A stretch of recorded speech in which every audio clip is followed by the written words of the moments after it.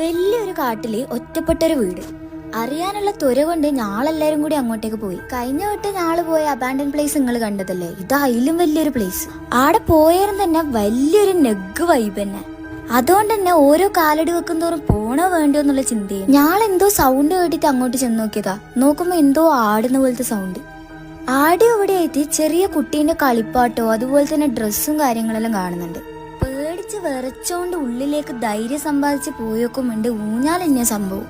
ആദ്യം ഞാള് വിചാരിച്ച ഇതൊരു വീടാന്നാ, പക്ഷെ അതിന്റെ അപ്പുറത്തെ സൈഡ് ചെന്നോക്കുമ്പോണ്ട് ഇതൊരു ഗേൾസ് ഹോസ്റ്റലായിരുന്നു. അപ്പുറത്ത് പോയോക്കുമാണ് എൻ്റയർലി ഡിഫറെന്റ് ആയിട്ടുള്ള ഒരു കാഴ്ച തന്നെയാണ് ആടല്ല. ഞങ്ങൾക്ക് പിന്നെ ക്യൂരിയോസിറ്റി എല്ലാം അധികമായോണ്ട് തന്നെ ഞാള് ചെന്നു.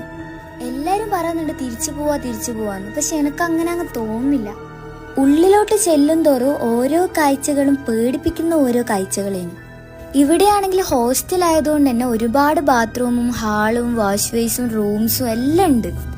ശരിക്കും ഒരു ലൂപ്പ് പോലെ എത്തിയിട്ടും ഒന്നും മനസ്സിലാവുന്നില്ല. ഇത്രയും നല്ല ഹോസ്റ്റൽ എന്തിനായിരിക്കും ഇവര് പൂട്ടിയെന്നുള്ള ഞാള് കുറെ ആലോചിച്ചു. പിന്നെ ഇവരെല്ലാരും പ്രേതകഥയും കൂടി കേട്ടാരെ ശരിക്കും ഒരു ഹൊറർ വൈബ്.